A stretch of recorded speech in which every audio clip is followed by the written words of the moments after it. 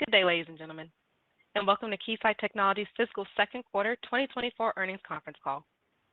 My name is Sierra, and I will be your lead operator today. If at any time during the conference you need to reach an operator, please press star zero. This call is being recorded today, Monday, May 20th, 2024, at 1:30 p.m. Pacific Time.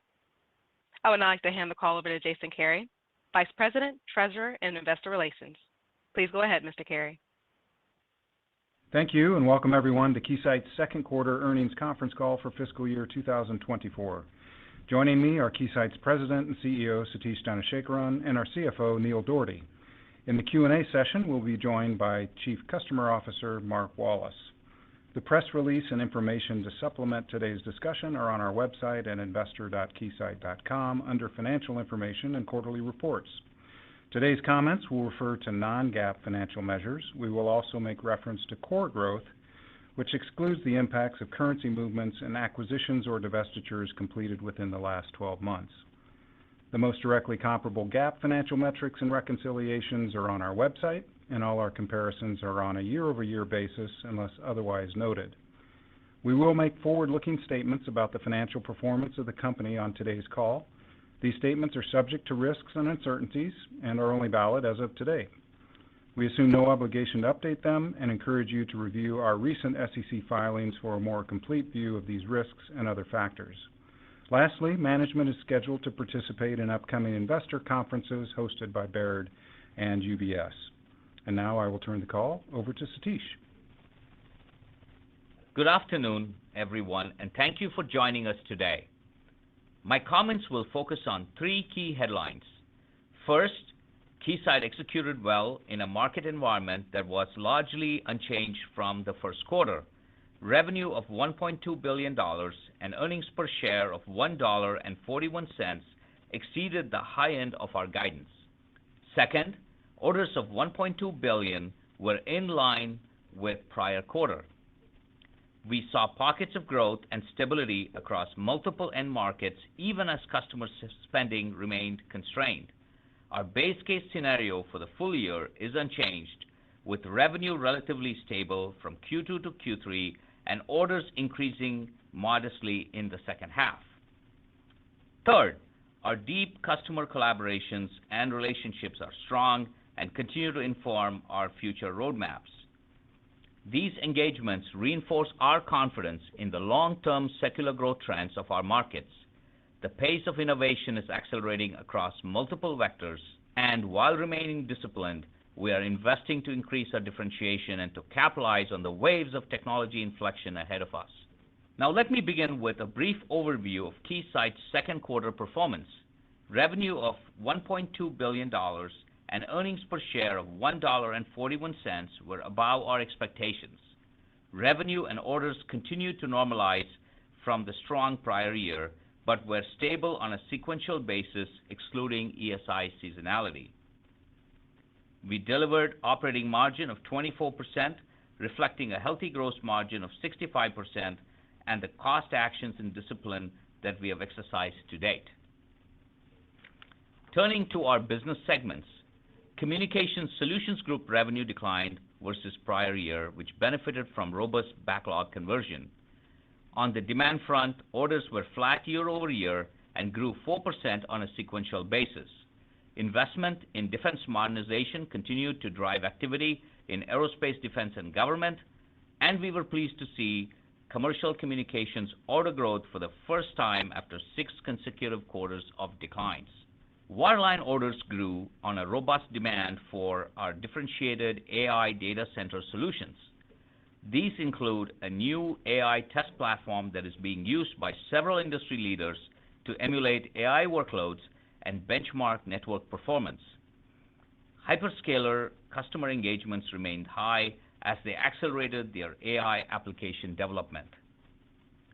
We deepened our R&D collaboration with NVIDIA on next-generation communication technologies this quarter. We also saw strong demand for AI infrastructure solutions, including test and validation of 400 and 800 gig transceivers and ultra-high-speed interconnects in GPU-based compute systems. our advancement of leading-edge network innovation was on display at the Optical Fiber Conference, where we demonstrated the industry's first 1.6 terabit Ethernet test solution in partnership with industry leaders. In wireless, there are some encouraging signs of incremental improvement in the industry outlook as parts of the ecosystem continue to normalize. Our latest suite of 5G solutions launched over the past year is enabling ongoing investment in evolution of 5G standards, non-terrestrial networks, and Open RAN.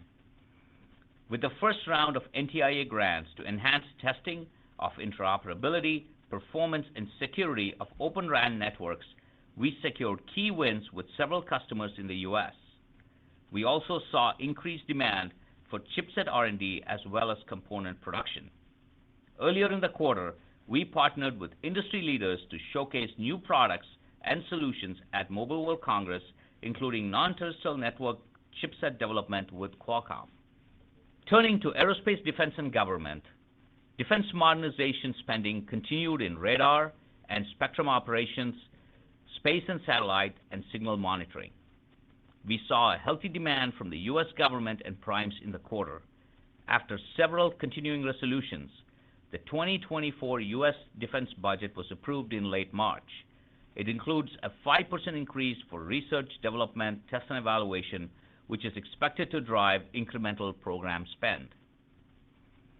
Strong demand for electromagnetic spectrum operation applications resulted in significant wins at U.S. and European prime. We expect this trend to continue into the second half and 2025. Turning to Electronic Industrial Solutions Group, orders and revenue continue to normalize from a record prior year, declining double digits as expected. Customer spending and market conditions remain muted, but we saw relative stability on a sequential basis. In semiconductor, the industry outlook is improving with projections of recovery in 2025. Inventories are coming down to more healthy levels, and demand is picking up in certain areas such as high bandwidth memory. Additional new fab installations were announced this quarter. In the near term, foundry customers are working through delays in existing projects and expect production to begin in late 24 and 25. Consistent with this backdrop, we saw improvement in our memory-related business and ongoing steady demand for Keysight's proprietary laser interferometer positioning systems. In automotive, revenue was sequentially stable when excluding acquisitions. We had a steady demand for both our EV and AV solutions. Beyond the headlines, consumer adoption of EV continues to grow, although at a slower pace. The development of cost-effective, longer-range batteries and a more robust charging infrastructure remains a strategic priority for OEMs and governments in a very competitive market. During the quarter, we expanded our global battery test footprint with a new large gigafactory customer in Europe. We're also pleased with the addition of ESI to our automotive and simulation software solutions portfolio. The business is tracking well to both top line and profit expectations. This quarter, ESI expanded its multi-decade collaboration with Volkswagen Group, establishing a joint material testing and intelligence simulation lab in Asia. This collaboration will advance automotive simulation technology and drive new industry standards, safety, and efficiency forward in the region. In general electronics markets, customer spending remains constrained, particularly in manufacturing, China, and the distribution channel. We do continue to see growth in digital health and advanced research supported by government funding in Asia and the U.S., such as the CHIPS Act. This quarter, we expanded our partnership with EM Vision in Australia to enable innovation in novel point-of-care medical imaging technology and analysis. As a key element of our solution strategy, software and services orders and revenue growth continued to outpace overall Keysight. At approximately 39% of total revenue, software and services enhance the differentiation of our solutions and are more resilient in current market conditions. Within the chip domain, next-generation performance demands are driving an exponential increase in system-level design requirements and complexity. Keysight's simulation and emulation software capabilities enable our customers to address these challenges and accelerate time to market for their advanced systems and chips. We recently introduced Quantum Pro, an integrated EDA solution for qubit design and the development of quantum computers. In addition, we launched a new solution for die-to-die interconnect simulation, which is a key step in verifying performance of heterogeneous and 3D integrated circuit designs, commonly known as chiplets. Looking ahead, the pace of technology innovation and digitization is accelerating and proliferating across multiple industries and use cases. Keysight is investing today both organically and inorganically to capitalize on these future technology waves and inflections. In addition to steady organic investment in R&D, we are expanding our solutions portfolio and our served addressable markets through M&A. This quarter, we announced our intent to acquire Spirent Communications, a highly complementary business in network analytics. We also completed the acquisition of Riscure in the quarter, expanding our automated security assessment capabilities and solutions for semiconductors, embedded systems, and connected devices. In closing, I would like to thank our employees once again for consistently delivering value to our customers and shareholders. The Keysight team's high performance and winning culture is key to our success and a competitive differentiator. While it's difficult to call the timing of the recovery, we're encouraged by pockets of growth that are emerging, the relative stability of investment levels, and the strength of our customer collaborations. Consistent with the Keysight leadership model, we remain disciplined and continue to streamline operations to ensure strong financial performance in these dynamic market conditions. As we look beyond the current period of normalization, the long-term secular growth trends driving our business are intact. Taken together, our broad portfolio of differentiated solutions, strong customer relationships, technology leadership, and durable financial model positions us well into a market recovery. With that, I'll turn it over to Neil to discuss our financial performance and outlook. Thank you, Satish, and hello, everyone. Second quarter revenue of $1,216 million was just above the high end of our guidance range and down 13% or 14% on a core basis. Orders of $1,219 million declined 8% or 9% on a core basis. As a reminder, Keysight's historical first to second quarter seasonality was muted by the cadence of the ESI business, with approximately half of ESI orders and revenue recognized in the first quarter of the fiscal year. Excluding ESI, orders grew 4% sequentially, and revenue was in line with Q1. We ended the quarter with $2.3 billion in backlog. Looking at our operational results for Q2, we reported gross margin of 65%. Operating expenses of $496 million were down 2% year over year, even with the addition of ESI and Riscure. Excluding these acquisitions, SG&A expenses were down 10% or $29 million, reflecting the flexibility of our cost structure and actions taken to date. Q2 operating margin was 24% or 25% on a core basis. Despite a 14% decline in core revenue in the first half operating margin declined 400 basis points, outperforming Keysight's downside model expectations and demonstrating the financial resiliency of the business. Turning to earnings, we achieved $247 million of net income and delivered earnings of $1.41 per share. Our weighted average share count for the quarter was 175 million shares. Moving to the performance of our segments. Our Communications Solutions Group generated revenue of $840 million, down 10% or 11% on a core basis. Commercial Communications revenue of $563 million declined 10%, while Aerospace, Defense, and Government revenue of $277 million was down 11%.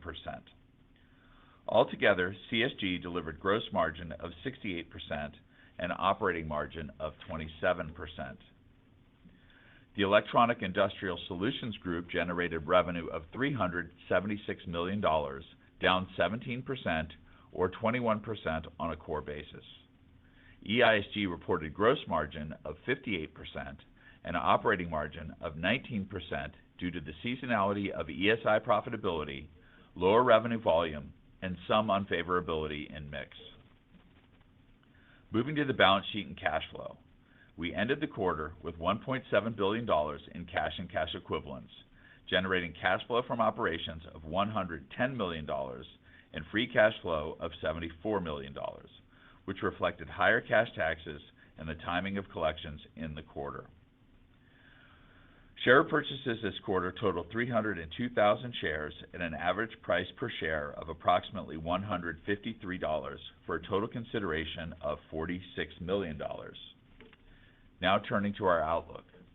We expect third quarter revenue to be in the range of $1,180 million to $1,200 million, and Q3 earnings per share to be in the range of $1.30 to $1.36, based on a weighted diluted share count of approximately 175 million shares. As we look to the full year, our base case scenario remains the same and assumes a mid-single-digit increase in revenue from Q3 to Q4, which implies full-year revenue of approximately $4.9 billion. In closing, we remain disciplined and focused on what we control, while investing to capitalize on the best growth opportunities as markets normalize and recover.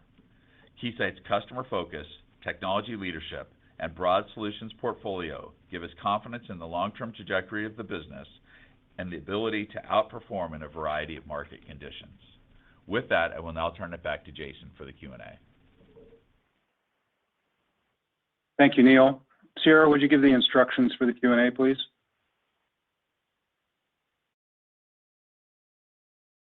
Absolutely.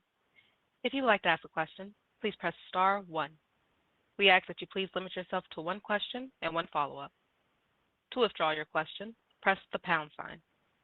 Please hold while we compile our Q&A roster.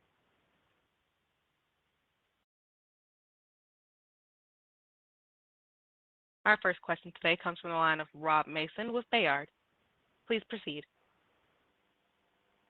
Yes, good afternoon. Thanks for the question. So I'm thinking of, it sounds like your base case for the year obviously is still intact. Just thinking through that more thoroughly, the orders typically in the third quarter maybe down, maybe flat to down slightly sequentially, and then you have better order trends in the fourth quarter seasonally. Should we think this is, again, still tied more to book and ship as you think about the revenue upticking in the fourth quarter? Or any help you can provide just on the clarity for that slope?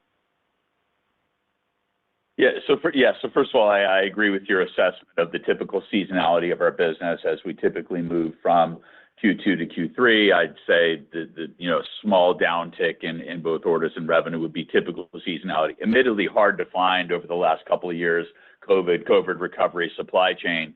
But if you went back in time, that would have been the typical seasonality. Then with the mid-single-digit uptick into Q4, driven by the end of our annualized sales cycle or second half sales cycle, as well as the strength of aerospace defense business tied to the government fiscal year end. And I think that's largely what we're seeing here this year as well, as we in terms of our expectation for the remainder of the year. Very good. And then just as a follow-up, could you dig a little bit deeper into your overall wireline business, the AI data center piece? Obviously, seeing some strength. I'm just curious with these new platforms that are rolling out. What stage of adoption are we seeing with those? And just comment more broadly on the wireline business over and beyond the AI data center exposure. Thank you, Rob. I think, this quarter, for the first time in 6 quarters, our commercial communications orders grew. And as a result of the inflection that we're seeing in the wireline business associated with AI, and it's still very early days as the world continues to look at all of the applications that could be launched, leveraging AI at scale. And I would say it's still very early days, even for Keysight's business. So what we're seeing is probably a first inflection, I would say. The big headline that we've seen in the last couple of quarters and that accelerated this quarter was the push from customers to lead in the hardware infrastructure space and how critical its performance is for cost, for energy, and in general for the user experience in the AI application. For Keysight, in our wireline business, having the breadth of the portfolio that caters to networking, computing, storage, interconnects, and we're able to make contributions that are broad, but we're just getting started is the way I would frame it up. The heterogeneous environment there is helping us play a critical role, and we're also engaged in a number of these standards bodies. So we saw strong double-digit growth in the business for the wireline business this quarter, and also sequentially a strong uptick in Q2. Very good. That's helpful. Thanks, Satish. Thank you, Our Rob. next question today comes from Mark Delaney with Goldman Sachs. Please proceed. Hey, good afternoon, everyone. And you have Will Bryant on for Mark Delaney, and thank you for taking our question. So in your press release, you all reiterated that you are assuming modest order growth in the second half of the fiscal year. Can you give us some additional color on what gives you confidence that the orders will pick up in the second half? Thank you. Yeah, thank you. I think what we've said is the market environment remains unchanged, and as we said in the previous call, our base case does not assume any significant market recovery, right? So barring that, it's just a seasonal uptick in Q4, as Neil just referenced, coming from our aerospace defense business. But we are continuing to feel that the demand environment is stabilizing. I would say, as I pointed out earlier, wireline inflections in demand remain strong. I'd say the aerospace defense is stable. And our EISG business, which had seen 4 quarters, including the current quarter, of declines stemming from normalization in manufacturing, is also starting to show some sequential growth, I should say, this quarter, all of which we view as signs of stability in the business. No, thank you. That's helpful. And just one quick follow-up, and just thinking about how you guys are managing OpEx as you guys are planning the business in these volatile end markets. Can you give us any additional color about what you're doing to manage OpEx? Yeah, first I'd remind you of the statements we made a quarter ago that we do expect, if excluding the additional OpEx from our acquisitions, our total OpEx spending to be down about 3% on a year-over-year basis, with all of that savings coming from the SG&A line items as we look to maintain our investments in R&D to ensure that the business is well positioned to capture the upswing when it occurs. I think, we're looking in terms of the types of actions that we're taking. We're obviously always looking for ways to streamline operations and drive efficiency in our business. I think if you take a look, you'll notice that over the course of the last 4 quarters, our headcounts are down about 5% as we look to absorb attrition. We've provided some incentives for folks to transition into retirement and have been absorbing those during this period of time. In addition, we obviously have a very flexible cost structure. The cost structure has been flexing as expected, which is also contributing to the financial performance in line with our model. Thank you. Our next question today comes from Aaron Rakers with Wells Fargo. Please proceed. Yeah, thanks for taking the questions. I'll just put them both out there right away. I guess on the EISG segment, I'm curious on the semiconductor space. Can you first of all help us appreciate the size of that, or any kind of clarity you could give in terms of that piece of EISG? And within that, how do we think about these fab projects being delayed into late calendar 24 and into 25, and in the timing, when that starts to turn more positive? And then I'd also be curious on the interconnect side. You mentioned chip-to-chip interconnect simulation stuff. I'm curious of how much of an opportunity that presents. Who are you competing against there? And just kind of framing that out as far as opportunities we look forward. Yeah, so I'll take the first question, sizing of semi, and then we'll hand it over to Mark to make some comments on the market. What we've said is that our semi business is kind of 10-ish% of total Keysight, maybe a little less. Okay. Yeah, and then in terms of the fabs and the delays of timing, we've been watching that closely over the last several quarters. We have seen some movement. You know, we've said before that our funnel gives us about 6 months of visibility out into market timing, and we're starting to see some activity that would suggest that some of those fab expansions that have been delayed, the funding associated with them, should be beginning to show some signs of CapEx spend, perhaps toward the end of the calendar year. But we're watching it very closely. We have very deep relationships with the fab customers, and certainly the underlying drivers for advanced process technologies related back to AI are continuing to be very strong as these applications begin to grow at scale. And then last point of your question was on interconnect. The last part of your question, I didn't want to miss it, was on interconnect technologies. And as you think about data centers scaling from today's node sizes of 300K or 250K to, to 1 million and beyond at some point, I think interconnects become very important. The nature of those interconnects, the high performance requirement associated with them are critical, and therefore interoperability testing needs are key. And Keysight's differentiated technologies across our core product line is playing a critical role already, and will continue to play a critical role moving forward to help our customers. Yep. Thank you. Thank you. Our next question today comes from Meta Marshall with Morgan Stanley. Please proceed. Great, thanks. Maybe a couple of questions for me. First, just on ESI, any commentary in terms of ability to sell that product to other customers as you get it integrated in, or just any commentary on early performance? And then just maybe as a second question, any update on long-dated orders or contribution of orders from long-dated orders worth noting? Thanks. Thank you, Meta. Again, we're quite pleased with the acquisition. The performance in the first half has exceeded our initial plans, so which is good.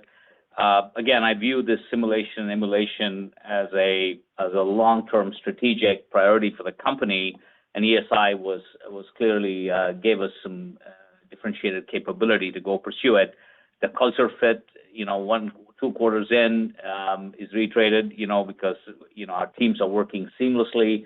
The collaborative culture, the focus on technology, all of those things are headed in the right direction. And from a revenue acceleration perspective, that's the focus for this team, right? It's we're really prioritizing taking ESI's core products into aerospace defense in the U.S. and increasing our exposure with Asian auto manufacturers. I'll let Mark make some comments on how the sales team is doing on that front, but overall, quite pleased with the acquisition. Yeah, thanks, Satish. It's been an exciting quarter and a half for us as we've begun to work more closely across different geographies. Really, the plan that we put in place back in late Q1 continues to be the plan we're executing around our common areas of focus from a customer standpoint in North America, where ESI is underexposed with aerospace defense. And then in both directions around auto, especially in Europe, we're seeing opportunities open for both our classic business and working closely with ESI. So momentum, these are fairly long sales cycles, many months to get to a point of closure, but we're already starting to see some progress in our funnel, and I'm encouraged with the way the teams are working together. And just a quick comment on long-dated orders. The mix of long-dated orders within the quarter were consistent with the recent past. Great, thank you. Thank you. Our next question comes from Matt Niknam with Deutsche Bank. Please proceed. Hey, thanks so much for taking the question. Just two, if I could. First, maybe big picture, if you could talk a little bit about the Spirent deal, why now, and maybe some of the strategic rationale behind that deal. And then secondarily, just as we think about operating cash flow, maybe for Neil, if we could just maybe talk a little bit about some of the drivers of relative softness this quarter and how to think about working cap and some of the other items that go into that for the second half of the year. Thanks. Thank you.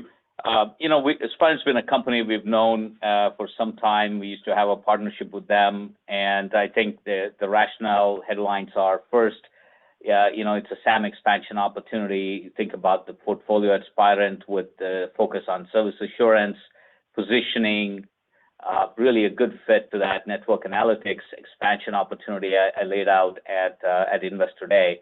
And then, when I think about the financial aspect of this deal, I think it creates, value for customers and more scale and synergies inside the Keysight environment, but equally for our shareholders, it's a good deal from a point of view of it meets our hurdles, M&A hurdles internally, and it's accretive to gross and operating margins post-integration. So we feel really good about the opportunity. We're continuing to work through the regulatory process right now.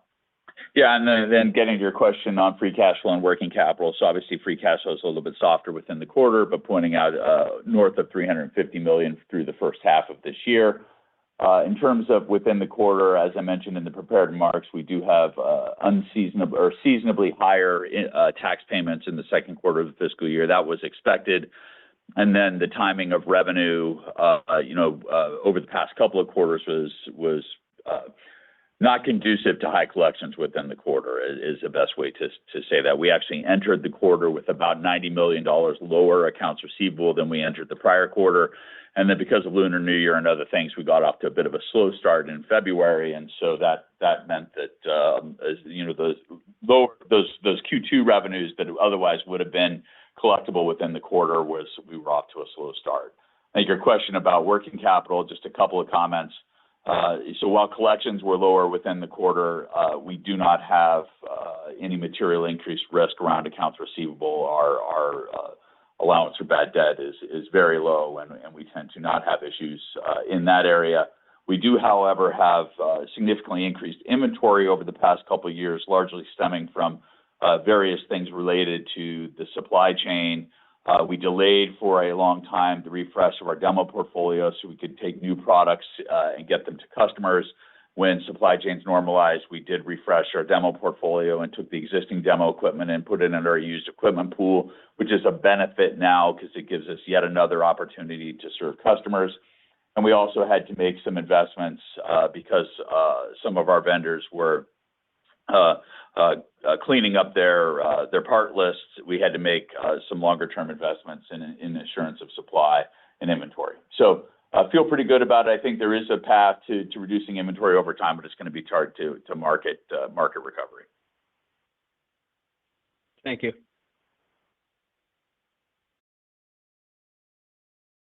Our next question today comes from David Ridley-Lane with Bank of America. Please proceed. Thank you. Good afternoon. Several competitors have pushed out their own recovery timelines. You're obviously sticking with yours. What are the one or two things that you would point to in the results that give you the most confidence in that outlook? Yeah, thank you, David. I think, look, we look at it one quarter at a time, and, so far our focus has been on execution.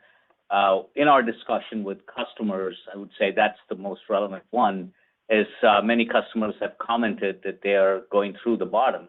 And as their own economics improve, they've come back and they have doubled down on the programs and projects that we've been in discussions with. So, that inflecting nature and the correlation to their business is perhaps the most important one that we look at. Big picture, when we start to look at macro factors, I would say SIA, you look at even smartphone sales, PC sales, other things, you start to see some improvement along with the PMI indices that are growing. So, while not calling for a timing or magnitude of recovery, at this point, we remain focused on execution. The one tactical area that the data that we have in-house is on our pipeline. I'll have Mark make a comment on the pipeline. Yeah, David, I would just simply say our pipeline supports this expectation of the modest improvement in H2 orders driven by the seasonality in Q4. Funnel intake, which is growth of new business into the funnel, is up in pockets with the green shoots that we've already spoken about with AI and wireline memory. and continued demand in the longer-term secular businesses that we've spoken about with aerospace, defense, and EV. We have not yet seen the lift from the U.S. defense budget being signed in the middle of March, so we hope to see some of that come through as well. And again, velocity is key, and we're starting to see some of that pick up, which shows some confidence in our customers. Got it. Okay. And just quick follow-up. You know, obviously you have your internal plans and in terms of the cost actions you're taking. I was a bit surprised at the sort of the magnitude of the restructuring cost in the quarter, though. Did you take expanded actions, or is this all part of the plan as envisioned, you know, 3-6 months ago? No expanded actions. I think if you're looking at the reconciliations that were provided, the category is actually listed as restructuring/other, and there was a modest legal settlement that occurred within the quarter as well that's skewing that number higher. Okay. That explains it. Thank you very much. Thank you.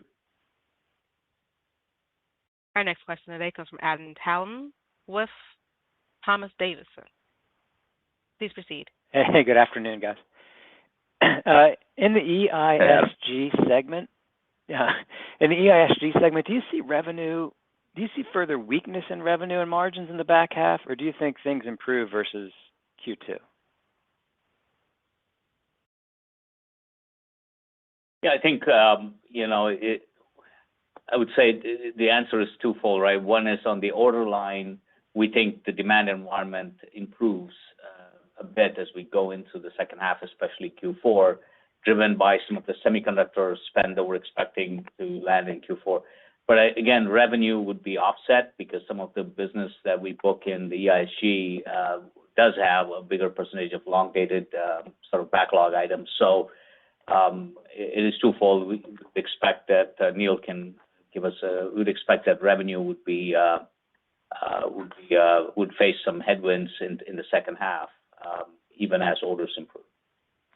Yeah, you know, as you think about the margin situation in EISG, I highlighted kind of three factors, right? The seasonality of ESI, which is, you know, strongly profitable in Q1 and in a modest loss position the remainder of the year. That is impacting EISG profit. But by far the biggest driver is the revenue decline, right? So revenues down sharply here in Q2. And I think as long as we're operating in these revenue ranges, it's going to be reasonably range bound in the current operating margin vicinity. And just want to add on the order line, you know, the EISG businesses and business in Asia went in about 2 quarters after CSG. So that was just lapped at the end of Q2. So that gives us some confidence that the comparison at least will be getting easier in the second half. Okay. And then one for commercial communications on, can you help us frame the AI data center opportunity for you guys versus 5G at the peak?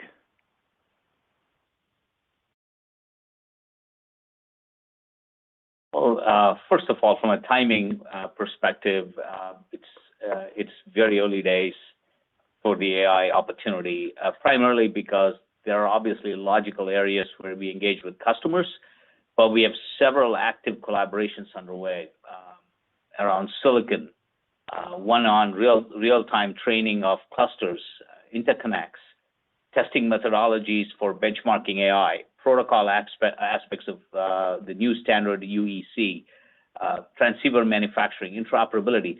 So while we are in booking some business today, and you know, we have several active collaborations underway, which are quite promising, and the ecosystem of customers that we serve will expand over time. Very hard to compare and contrast, you know, with 5G or a wireless side, but I think the key for the commercial comms business has always been to increase our emphasis in early R&D because we know that it makes us much more strategic and critical to customers. Second is to maintain diversity in application sets, so we have both equal focus on wireless and wireline that give us ways to drive growth above market. And then we feel really good about our competitive position on our portfolio strength and it's only going to grow as the industry adopts AI at scale. Okay, good color. Thanks. Our next question comes from Mehdi Hosseini with SIG. Please proceed. Yes, thanks for taking my question. Two follow-ups. Satish, I'm trying to better understand how you're managing business beyond the second half. And I want to go back to the analyst day, talked about the 5 to 7% longer-term revenue growth. And obviously, 2023, fiscal year 23 turned out to be a lot worse, so it helps you with a lower base. And if I even think of the low end of that longer-term revenue target range, your revenues in FY 25 and 26 would need to be up double digit. And what I want to understand, as I noted earlier, I want to see how you're planning, how you're running the operation. I don't see any one killer app on the horizon. There are several a smaller killer app. And to what extent M&A is going to be part of your strategy to hit that revenue target? And I have a follow-up. Yeah, thank you, Mehdi. So I know you asked several questions in one, but let's make sure I hit all of them. But I'll start by saying, look, we feel really good about our long-term growth expectations for the business. And as we laid out the three-pronged growth strategy at Investor Day, we see these technology trends are accelerating. We see transforming industries, increasing our ecosystem of customers we can serve. And we see market dynamics with governments around the world investing for organic IP. So, none of those have fundamentally changed, and we feel like we're in a good position. And if you look at our strategy through this downturn is to continue to invest in R&D in a prudent way, but really focus those investments on where our customers need the most help, especially in the R&D labs of our customers, making us more strategic. And the cost actions that we've taken in navigating this downturn has been largely on the SG&A line. So we feel good about the opportunity that we see ahead. As far as our ability to deliver to those results, clearly, while we feel good, it is possible that the timeline pushes out a bit, given the decline that we've had in 24. And so a lot depends on the timing of the recovery. But if history is any measure, every time we've had strong pullbacks, we've had stronger uptrend as well in terms of orders. So we continue to watch that strategically. Software and services has been an area of focus for us. Software and services now is roughly 40% of the total company, which is a good trend, and we want to keep driving that higher. And as I've reiterated before, we look at several deals. We've looked at over 350, 400 deals in the company, and we've only done about 20. So we're very selective in our strategy. It's not about revenue. We look strategically at the areas where we feel like we want to make a bigger contribution and where we can bring value to those assets when they come inside Keysight. So from that point of view, there's really no change. We're an organic first company. We believe in investing with our customers to create long-term value. Great, thank you. And then maybe I'll follow up and put the question to Neil. As you think about these longer-term targets and inventory cash flow normalizing, should we assume that your free cash flow would go back to the historical average of like high teen percentage of revenue that was very significant when we were going through the upcycle a couple of years ago? Yeah, I think over time, Mehdi, but I think in the short run, the way we think about free cash flow internally is we look for a relatively high conversion of non-GAAP net income into free cash flow. And we've talked about running that in the 90% or higher range. And so while we don't have a specific free cash flow guide that we put out there, I think that's how we think about it over the longer term. The one thing that I would say, and you can see this by looking back in our history, is that there are periods of time where we have kind of non-standard cash flow items that can reduce that level of free cash flow conversion. And specifically, I'm thinking about things like restructuring costs, and most notably, given where we are right now, M&A costs, either integration or transaction costs associated with M&A. So as you start to think about us now working on the integration of ESI, and hopefully in the not-too-distant future, beginning to work on the integration of Spirent. Those things will be short-term drains on free cash flow conversion. I think the good news is the ability for us to, drive future benefits. We talked about Spirent being ultimately accretive to operating margins. It's ultimately going to drive higher free cash flows going forward once we get through those periods of integration. Got it. Thank you.